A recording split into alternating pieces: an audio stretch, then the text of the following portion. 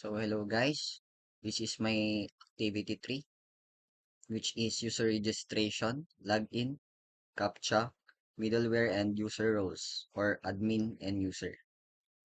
Our objective is students will create a basic web application with user registration, login, CAPTCHA, integration, middleware and user roles, or admin and user, with added functionality for handling success messages, displaying validations errors.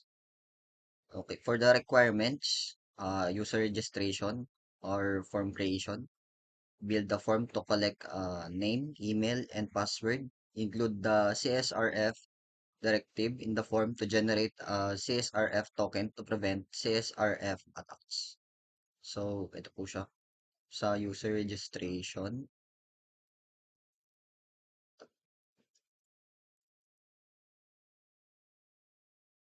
then sa validation and data handling, validate inputs, name, email, format, password, string.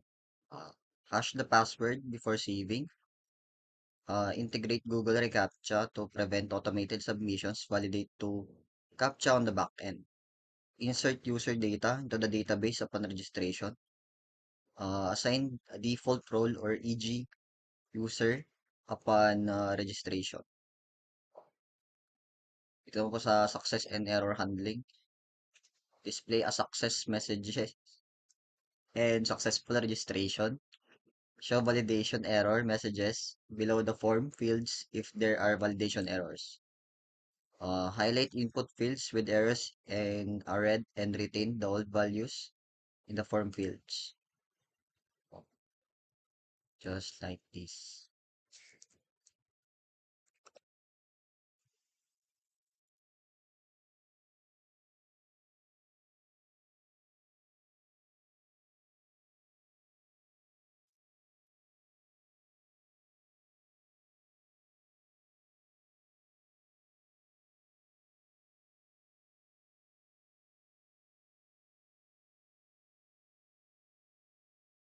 Successful naman po. Then, let's look for the database kung nag-enter po talaga siya.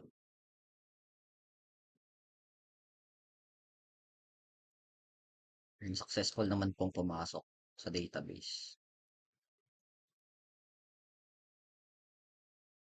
Then, for user login, form creation, create a login form for email and password.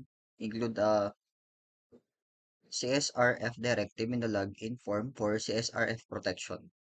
For the authentication, authenticate users and maintain their login status using sessions. And success and error handling. Display appropriate success or error messages after login attempts. Show error messages below the form fields if the login fails. So, try po natin.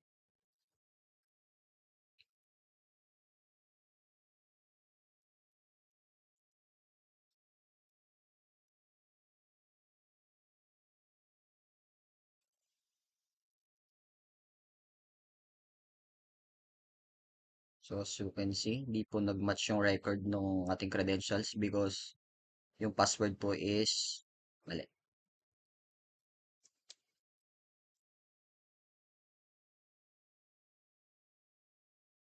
Then that's yun po yung tamang password kaya po nag-enter po siya agad dito sa welcome page and at the same time logout page na rin po. Yan. User roles, user and admin role management. Ayan. Assigns roles to users, user and admin during registration or via admin panel. Restrict access to admin specific routes, e.g. user management for users with the admin role only. Yan po.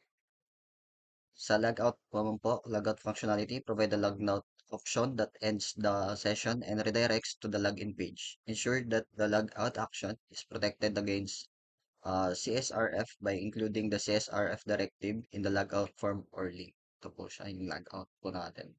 Then when we log out, yan, pupunta po ulit siya sa login. So, yun lamang po.